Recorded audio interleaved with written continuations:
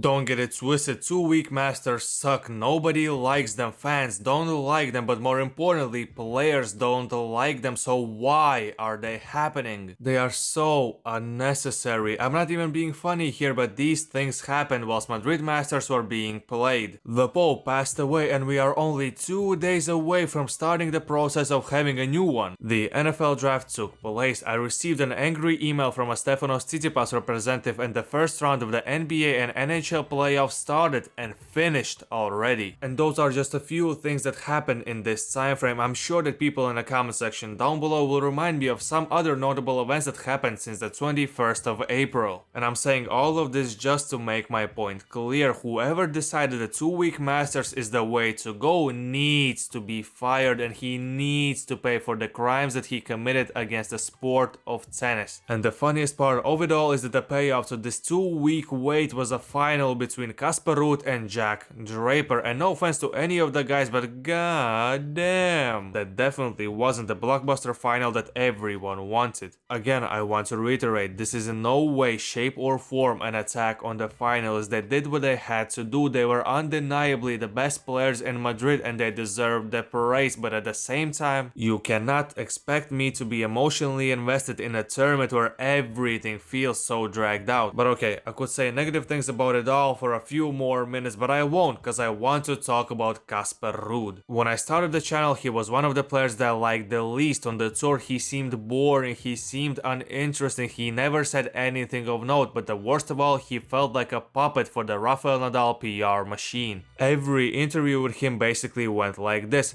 "Hey, Casper, huge result on the court today. You made your first Grand Slam final at the US Open of all places, and that's a great accomplishment that not many can reach, but who gives a fuck? What we all want to know is, do you know what Rafa ate today for breakfast, you irrelevant dork?" And he would always let that disrespect slide, and that just didn't sit right with me. He basically allowed himself to be treated as a pushover, but then the best thing in Ruud's career happened. Rafael Nadal finally retired, and Casper became his own man. Nowadays he says interesting things, he's not afraid to share his true thoughts, he shows his humorous side much more, but more importantly, he actually started respecting himself on the tennis court, and it's awesome to see. It was awesome to see him finally lift that big trophy that eluded him for a long time, and a few years ago I would have never thought that I would be happy for Casper Ruud, but here we are. Now that Casper has statistically become the best clay courter in 2020, the question arises, can he win it all at the French